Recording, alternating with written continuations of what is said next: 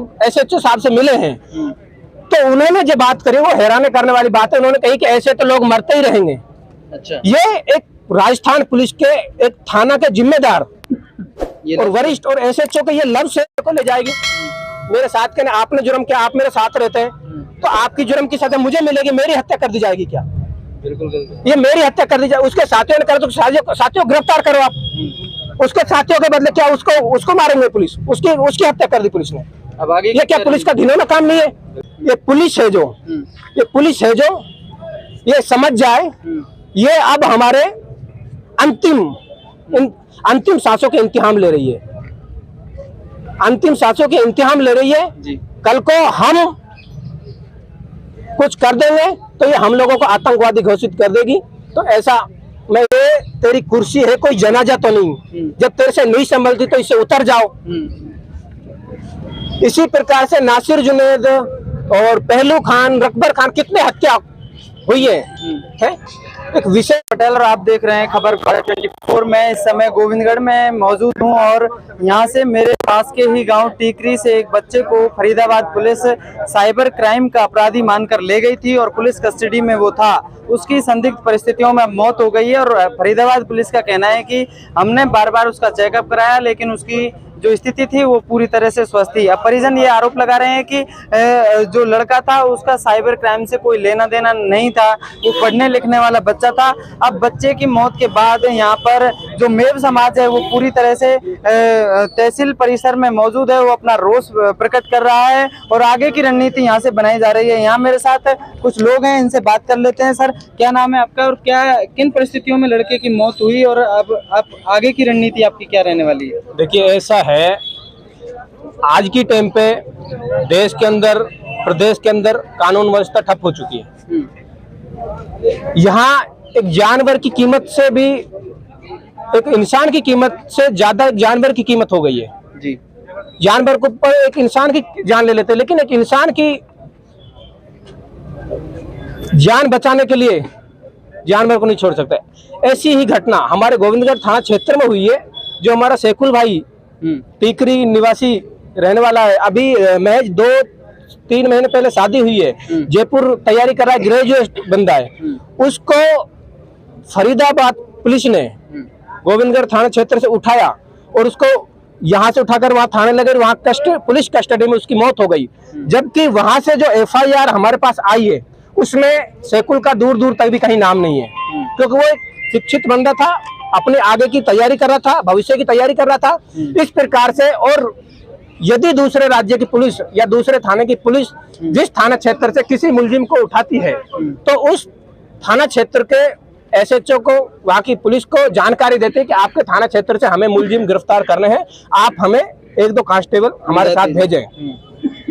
जबकि वहाँ की पुलिस ने यहाँ की पुलिस को ऐसा कोई जानकारी नहीं दी। फिर यहाँ हमारे लोग SHO साहब से मिले हैं तो उन्होंने जो बात करी वो हैरान करने वाली बात है। उन्होंने कही कि ऐसे तो लोग मरते ही रहेंगे। अच्छा, ये एक राजस्थान पुलिस के एक थाना के जिम्मेदार और वरिष्ठ और SHO के ये लफ्ज है कि ऐसे किसी को भी पुलिस उठा सकती है और किसी को भी मार सकते हैं, इसमें हम FIR दर्ज नहीं ले सकते। तो आप बताइए, आप सर कैसे FIR लेंगे? आप कैसे FIR लेंगे? हमें ये बता दिए और हम 2-4 लोगों को मरवा दें।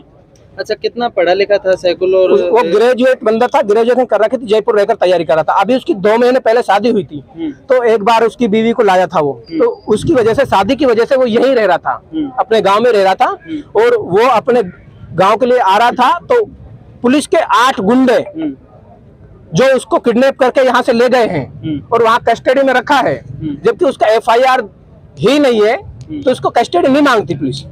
151 में दिखा दीजिए, 24 घंटे में दिखा दीजिए, लेकिन पुलिस ने ऐसा नहीं किया और उसको इतना टॉर्चर किया कि उसका मर्डर और उसकी हत्या कर दी थाने के अंदर। फरीदाबाद पुलिस कह रही है कि 1.90 करोड़ मतलब 1 करोड़ 90 लाख रुपए की ठगी का आरोप उनके ऊपर है। उनके साथी 3-4 साथी हो रहे हैं उनके ऊपर। देखिए सर, फरीदाबाद पुलिस कह रही है, FIR में कह रही है, FIR में उसके नाम भी तो दिखा दो आप।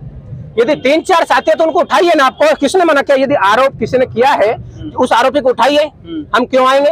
लेकिन यदि फरीदाबाद में वो कहिए तो उस फरीदाबाद में उसका आरोपी का नाम भी तो दिखाए कि भाई शेखुल का इसमें नाम है कहीं। कोई भी दूसरा आदमी टटलू काटेगा, मैं अपने शरीफ आदमी, मैं अपनी 2 वक्त की रोजी रोटी है, अपने मैं भविष्य की तैयारी करूँ, पुलिस मेरे को ले जाएगी। मेरे साथ के आपने जुर्म किया, आप मेरे साथ रहते हैं, तो आपकी जुर्म की सजा मुझे मिलेगी, मेरी हत्या कर दी जाएगी क्या? बिल्कुल ये मेरी हत्या कर दी जाए, उसके साथियों ने करा तो साथियों गिरफ्तार करो आप। उसके साथियों के बदले क्या उसको मारेंगे पुलिस? उसकी हत्या कर दी पुलिस ने। अब आगे ये क्या पुलिस का घिनौना काम नहीं है?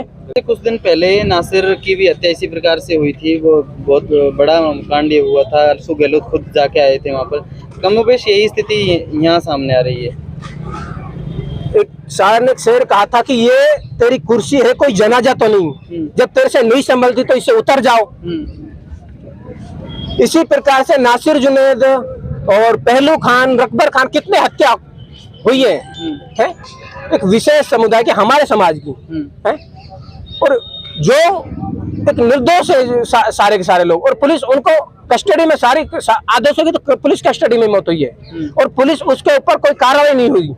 पुलिस की उनके ऊपर कोई अभी तक क्या कार्रवाई हुई? मोनू मानेसर अभी पुलिस की गिरफ्त से बाहर है। क्यों? पुलिस क्या हमें बताएगी? क्योंकि हमने पुलिस से जानकारी ली है उस बारे में, तो पुलिस कुछ जवाब ही नहीं देती कि हमारी कितनी टीम उसको ढूंढने में जुटी है, और मोनू मानेसर उसके बाद में लाइव आता घूम रहा है, वीडियो बनाता घूम रहा है। एक आरोपी, एक इतना बड़ा अपराधी जो इंसानों को जिंदा जला देता है, वो एक खुला घूम रहा है, फिर पुलिस उसके ऊपर कोई कार्रवाई के लिए टीम नहीं गठित कर रही है। ये पुलिस से हम क्या उम्मीद लगाएंगे? कल को हमें मार दे, आप इन लोगों में से किसी को उठा ले, तो हम किसके पास जाएं? अब आगे की रणनीति आपकी क्या है? आगे की रणनीति अभी समाज के और भी जिम्मेदार लोग हैं जो यहाँ बहुत सारे इधर उधर रहने के कारण यहाँ नहीं पहुंच पाए। अभी उन्हीं के सभी के साथ, सभी की सहमति से आगे को कोई कदम उठाएंगे, जो आपको जानकारी दे दी जाएगी, और ठोस कदम उठाएंगे। और ये पुलिस है जो ये समझ जाए, ये अब हमारे अंतिम सांसों के इम्तिहान ले रही है, अंतिम सांसों के इम्तिहान ले रही है जी। कल को हम कुछ कर देंगे तो ये हम लोगों को आतंकवादी घोषित कर देगी।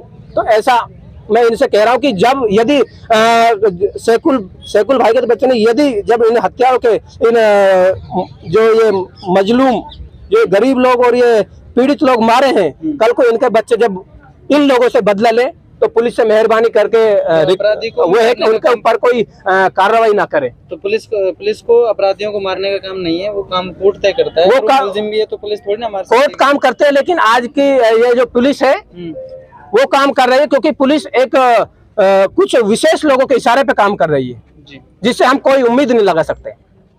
मेरे साथ कुछ और भी हैं। भाई साहब, आपके साथ आपके पड़ोस के ही गांव का था सैकुल, किस तरह का लड़का था? आपके ही बता रहे हैं, हम उम्र का लड़का है। बहुत अच्छा लड़का था, नेक दिल और बहुत ही याराना दोस्त था, टाइप का बंदा था।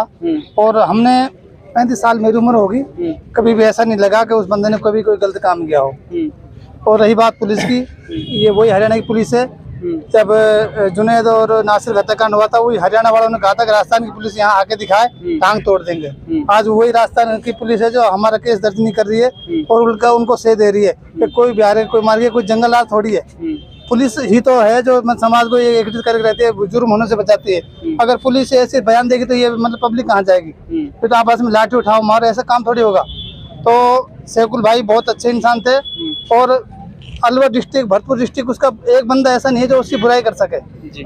और ये बहुत ही गलत हुआ है, और उसको इंसाफ मिलना चाहिए। और हम पूरा समाज, पूरे गांव हम एक साथ हैं, और इंशाल्लाह उसको इंसाफ दिला के रहेंगे, चाहे कुछ भी करना पड़े। तो वो मतलब बता रहे हैं कि प्रतियोगी परीक्षाओं की तैयारी सैकुल करता था, और अभी भी वो गंगानगर या कहीं अलवर में ही तैयारी कर रहा था। सैकुल भाई ग्रेजुएशन था, और मुझे वो कुछ दिन पहले मिला था, बोला भाई ग्राम सेवक की तैयारी चल रही है, और कुछ एग्जाम वगैरह आगे पीछे हो गए थे, जो उसकी शादी आ गई थी तो कुछ आगे पीछे हो गया। उसके बाद वो मुझे मिला नहीं, अभी 2 महीने पहले, 3 महीने पहले मुझे मिला था। तब बोला था भाई ग्राम सेवक की मेरी तैयारी चल रही है, अभी एग्जाम नहीं है। और उसके बाद उससे मिला ही नहीं हुआ। आज ये खबर मिली तो दिल बहुत दुखी हुआ। क्या बताना चाहिए? आरोप में बहुत लोगों को गिरफ्तार किया था। क्या हम लोगों ने धरना दिया था? क्या हम लोगों ने FIR कराई थी पुलिस के खिलाफ? जब जिस बंदे ने कोई काम नहीं किया, एक सज्जन आदमी, एक सज्जन युवा, जिसने अभी मैरिज शादी हुई थी, अपने घर जी रहा था, अपना जीवन जी रहा था, और आगे तैयारी कर रहा था, उसको पुलिस ने उठाया। तो उसकी आप भाईचारे को और उसकी लगन को आप देख सकते हैं कि आज तक हमने, बताओ, आप बता दो, पुलिस ने बहुत से ठगी के आरोप में बहुत से आरोपी गिरफ्तार किए, उनके बदले तो हम नहीं गए थाने, तहसील। तो यहाँ जो सब हुए, एक सैकुल भाई की जो के साथ जो सैकुल भाई की हत्या करी है जो पुलिस ने, पुलिस कस्टडी में उसकी हत्या हुई है, उसके खिलाफ हम यहाँ सब एकत्रित हुए हैं। तो ऐसा नहीं है कि हम आरोपियों के बदले यहाँ थाने को घेर रहे हैं और थाने में हम FIR दर्ज कर रहे हैं। हम एक निर्दोष नौजवान और आगे के अपने भविष्य की तैयारी कर रहा है। मैं जब शादी हुई है अभी तो उसकी पत्नी की हाथों की मेहंदी भी नहीं हटी है और उसकी हत्या कर दी गई है 2 महीने पहले, उसकी हत्या कर दी गई है। तो कैसे सहे हम? बिल्कुल, ये साफ तौर से गुस्सा है। और जो सैकुल है वो पढ़ने वाला बच्चा था और अभी हाल ही में 30 अप्रैल को जो सैकुल की शादी हुई है वो बता रहे हैं, और अभी अपनी बीवी के साथ वो गांव में ही रह रहा था। हालांकि वो पढ़ाई करने के लिए बाहर रहता था, लेकिन इस बार वो गांव में आया हुआ था और बता रहे हैं कि गांव से ही थोड़ी दूर सिरमौर गांव से जो फरीदाबाद की पुलिस है वो सैकुल को उठाकर ले गई है और वहाँ पर पुलिस कस्टडी में उसकी मौत हुई है। हालांकि फरीदाबाद पुलिस की तरफ से जो प्रेस नोट जारी किया गया है, वहाँ के PRO से जो प्रेस नोट हमें मिला है, उस प्रेस नोट में साफ तौर से 2 धर्मेंद्र, नरेंद्र, सैकुल और अली मोहम्मद, इन साबिर, इन 3-4 लोगों के नाम हैं, जो बताया जा रहा है कि 1,90,00,000 रुपए की ठगी करना इनके द्वारा पुलिस बता रही है। अब कितनी इसमें सत्यता है, हालांकि अब परिजनों में काफी गुस्सा है। अगर पुलिस की कस्टडी में वो मान लेते हैं अपराधी भी था तो पुलिस को कोई अधिकार नहीं है कि वो अपराधी की भी जान ले, वो तय कोर्ट करता है कि उसको क्या सजा दी जाए। हालांकि पूरे क्षेत्र में अब सैकुल के जाने के बाद बहुत गमगीन माहौल है और अब यहाँ पर सारे लोग सैकुल को इंसाफ दिलाने के लिए यहाँ पर इकट्ठे हो रखे हैं। आगे की खबरों के लिए आप बने रहिए खबर भारत 24 के साथ। नमस्कार।